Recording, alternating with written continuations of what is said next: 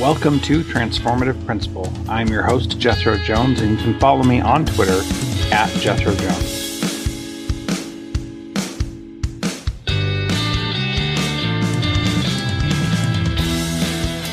Hey, guess what?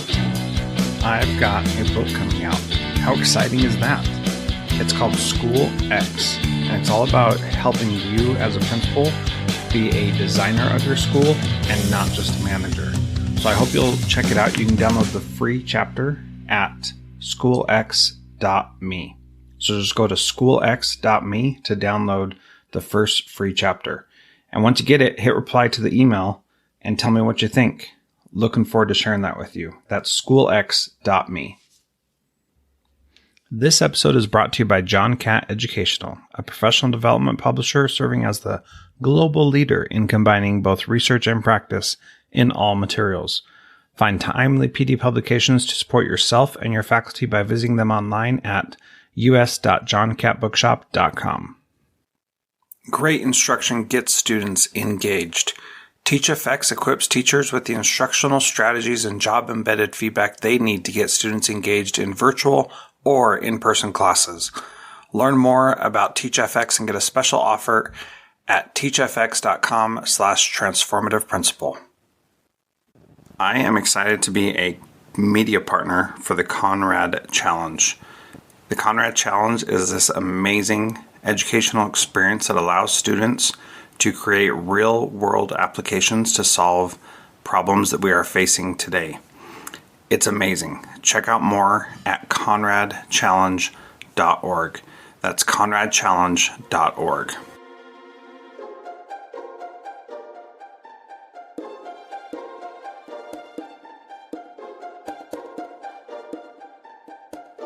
Welcome to Transformative Principal. I am excited to have Mariana Aguilar on the program today. Mariana, thank you for joining Transformative Principal and welcome. Thank you so much for having me here today, Jethro. I'm thrilled to be here. Good. So one of the things that I wanted to talk with you about was this idea about engagement as it relates to how student engagement has been, especially during the pandemic. You work for a company called Go Guardian that does provide services to schools, and you could have some insight into student engagement as well as your own research around that. So let's talk about that idea and let's just jump right in. Absolutely. Love it. Let's do it. All right. So when it comes to student engagement in an online or hybrid environment, how do you define that? That's such a great question. I think this is actually something that came up quite a bit in our field research. So we actually just completed a field research study with over 450 participants from across the country: teachers, students, school leaders, IT administrators, policy leaders. And the first question we always ask is, how would you define or describe engagement? And so, while I know you're asking specifically about online and in a hybrid environment, I think it really begins with asking about engagement, period, and then what that kind of translates to. So what we found in our field research is that it's incredibly hard to define engagement. So there is not one consistent definition of engagement, and yet every educator, student, leader we spoke with would say that they could feel it. They knew it when it was happening. They knew it when they walked in a classroom. As a former teacher myself, I feel very similarly. I knew it when my students were engaged. So taking a stab at what were some of the kind of consistencies that we heard, as well as what do we know based on the existing literature and existing research. Some of the things that are very consistent when we think about what engagement looks or feels like and how we would describe it would be students are immersed in what they are learning. They are deeply invested in their learning experience and in their outcomes. They are emotionally connected to that learning experience as well. They're taking pride in what they're learning, right? Whether it's like call on me, or I want to share my work. And so examples of this manifest slightly differently in a hybrid or online environment, but really similarly, these kind of key themes continue to emerge, right? So this might look like a student sharing their Google Doc or their Google Slides presentation before it's actually done and just sharing it with their teacher to say, hey, what do you think? Right? So it's still that pride in what they're learning. Reaching out to ask questions preemptively if they don't understand something. So it's that investment, that drive to succeed. Again, it's a little harder on video conference call, right? We're all experiencing this, whether we work in education or not. It can be hard to read people's body language. But even yet, I think there's a clear difference when you are speaking with someone and they are engaged in eye contact and clearly not multitasking versus when they clearly are multitasking or very distracted. So those are just a couple that I would call out. I think the overarching themes remain the same in online versus in-person learning, but how they manifest or what those kind of signals would be are slightly different. Yeah, and that's something that Seth Godin and I, in an earlier interview on this podcast, talked about the idea of engagement versus enrollment, and how when you're enrolled in something, you're there, you're showing up for it, you're excited about the opportunity, and it's different than just being engaged. And one of the things that I've felt about engagement for a long time is that we, especially in the ed tech space, we've said, put technology in front of kids and they're engaged. And engagement is not the be-all and end-all measure of what students are doing. And so I really appreciate your definition of a student sharing a Google Doc and seeking feedback before it's completed, a student being emotionally invested in something. I think those are really key descriptors to help us see what engagement, or as I've started calling it, enrollment, really looks like. And so it's more than just making sure the kid is doing the work, right? It's about them enjoying and being, like you said, emotionally invested in that work.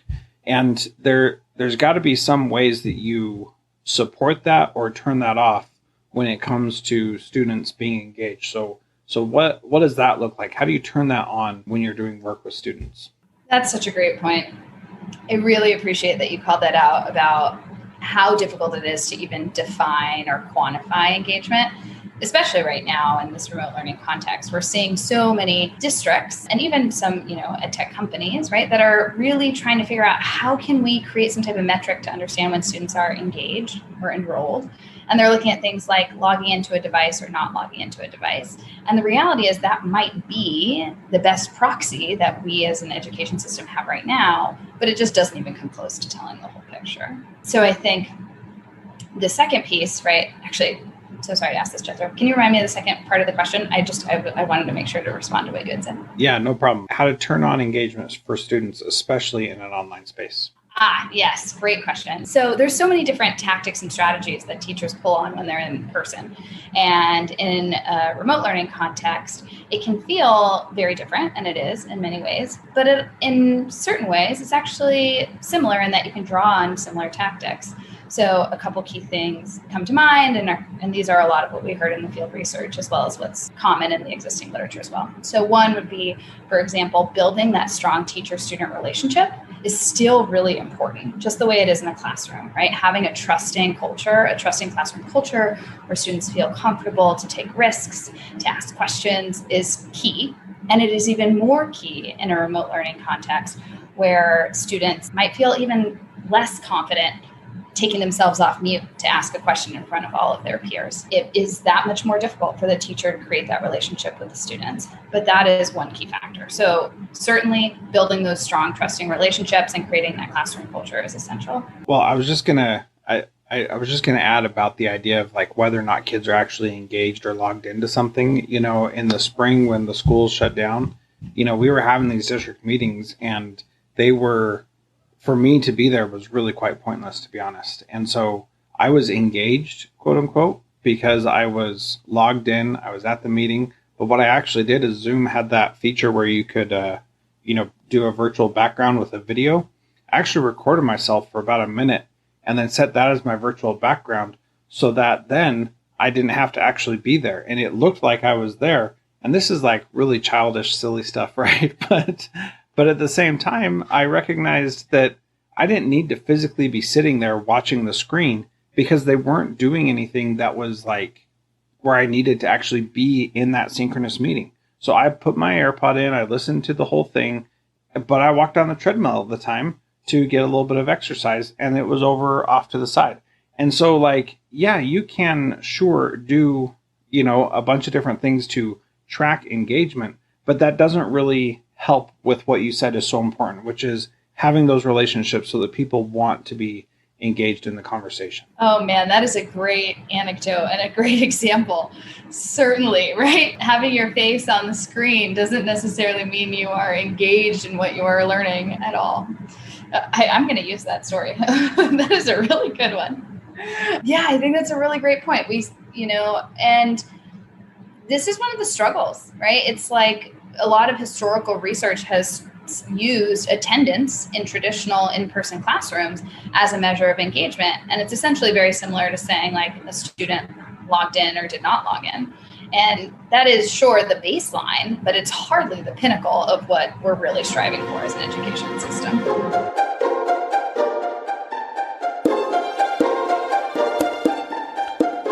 John Catt Educational supports high-quality teaching and learning by providing publications that are research-based, practical, and focused on the key topics proven essential in today's and tomorrow's schools. The latest John Catt publications include a book whose bold, transformative ideas amaze and infuriate people around the world, according to one reviewer, a title from global leaders in curriculum planning, practice, and retrieval, one book that says stop talking and start doing with regard to teacher well-being, and much more. These books, used by educators of all roles across North America and worldwide, amplify fresh, engaging voices with practical strategies to create transformative change. Learn more in our show notes at jethrojones.com/podcast. During COVID, every teacher is a new teacher. That's why innovative school leaders are turning to TeachFX, whose professional learning platform doubles student engagement online or in person. To learn more about TeachFX and get a special offer, visit teachfx.com/transformative principal.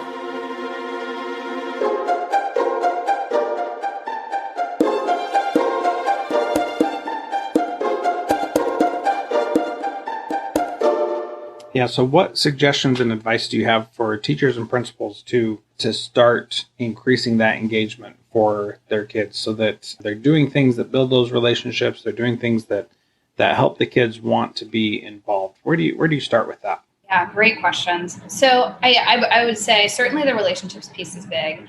And I would highlight not just the relationships with the students, but also, especially in this context, but always it's important, teacher relationships with families, principal relationships with families, right? Having a successful educational experience really requires a partnership between a teacher and a student and the family. And so creating those opportunities to facilitate virtual family calls, setting expectations so parents know what to expect from your classroom or your school for the coming school year, perhaps even hosting a virtual back to school night, right? These types of things to create the relationships with families.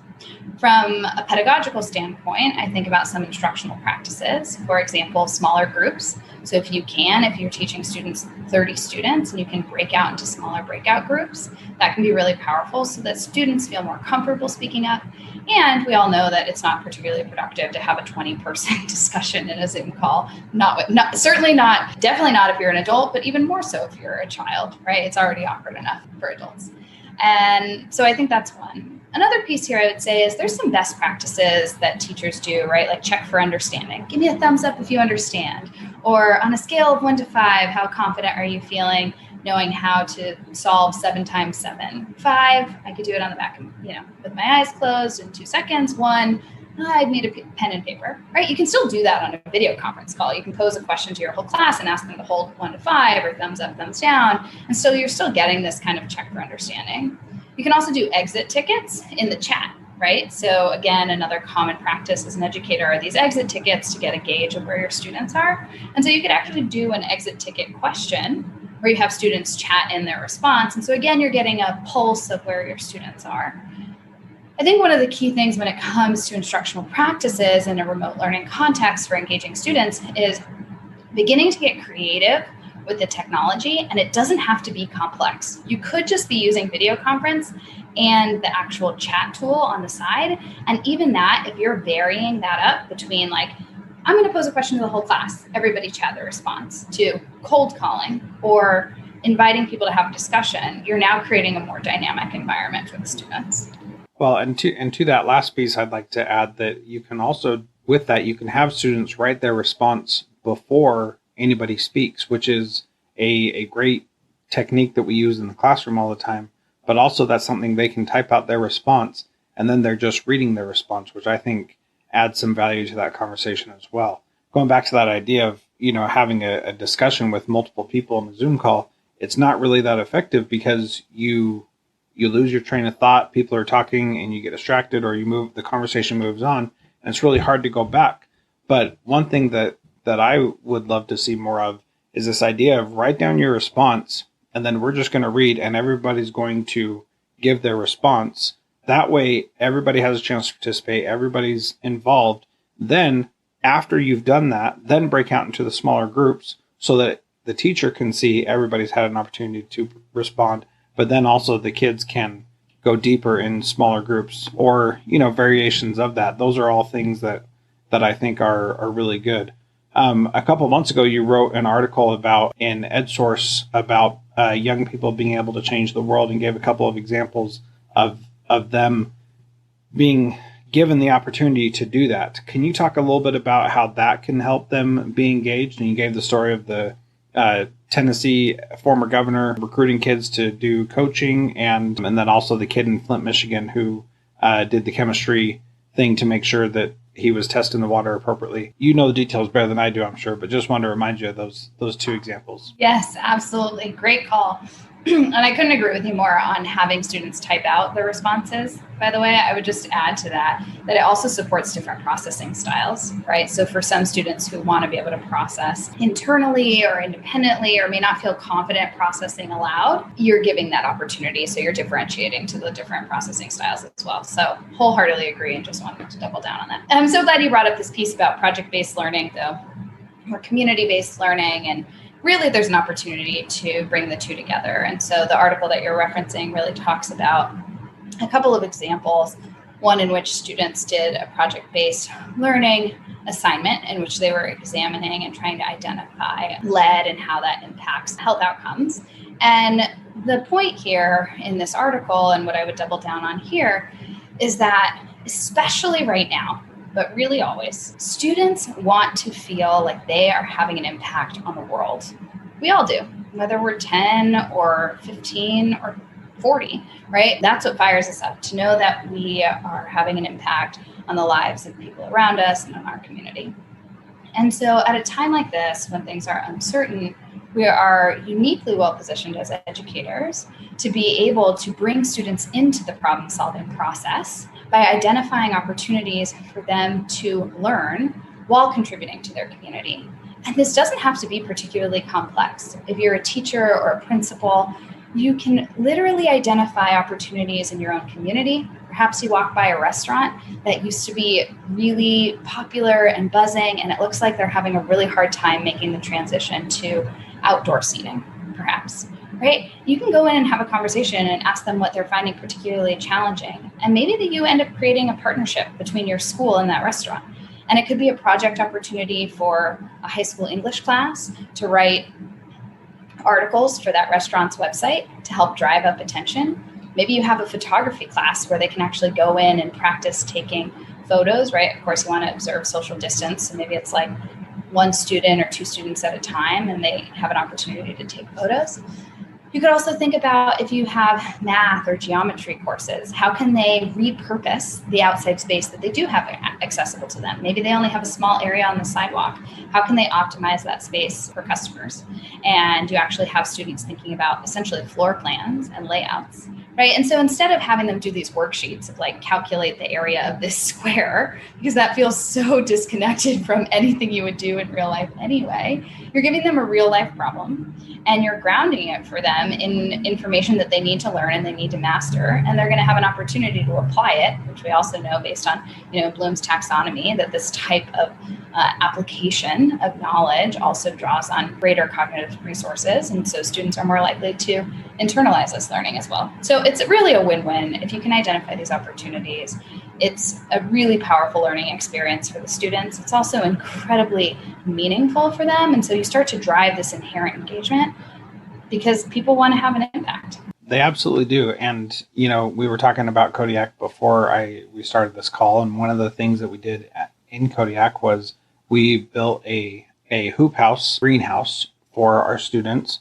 We had a teacher who really jumped on this idea, and she got them all to garden. And by the end of the school year, these kids were harvesting food that we were putting directly into the lunchroom to feed the students in the school. And, that required a ton of collaboration through multiple people in the community, with a lot of work going back and forth on that. And, it's a little tiny product of a salad, but the fact that most of those vegetables were grown in the greenhouse on our campus through the support of different community partners, it was just amazing to see how that worked and what came of that. So, those are little things, but they leave a big impact, and they make a big impression on kids as they get to feel that they're participating and having an impact like that. So in closing, I'd like to ask the question, what is one thing that a principal can do this week to be a transformative leader like you?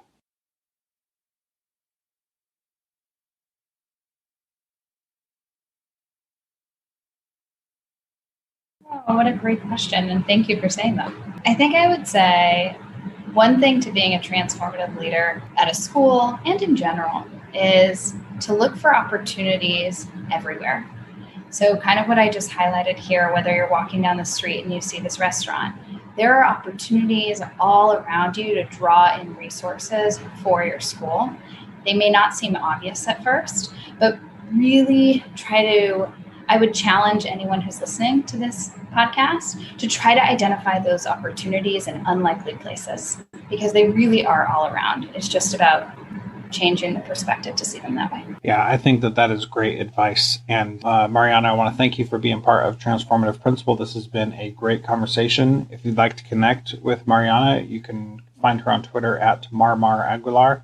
And you can get show notes for this episode at jethrojones.com/podcast/episode 354. Yes, 354. All right, Mariana, thank you so much for being part of Transformative Principal. Oh, thank you. This is a pleasure. Thank you to our valued partner, John Catt Educational. If you are a leader looking to make transformative change by providing yourself and your leaders and teachers with professional development that is research-based and rigorous, yet easy to digest and full of practical strategies, check out the latest publications from John Catt. Visit us.johncattbookshop.com to find information on bulk orders or learn much more in our show notes. You can also use the code TRANSFORMATIVE to save a bundle at us.johncattbookshop.com. School principals across the country are using TeachFX's virtual PD and job-embedded feedback to boost student engagement during COVID. With TeachFX, teachers get 8 times more feedback and generate 144% more student engagement on average in a school year with no additional work for school leaders or teachers. To learn more about TeachFX and get a special offer, visit teachfx.com/transformativeprincipal.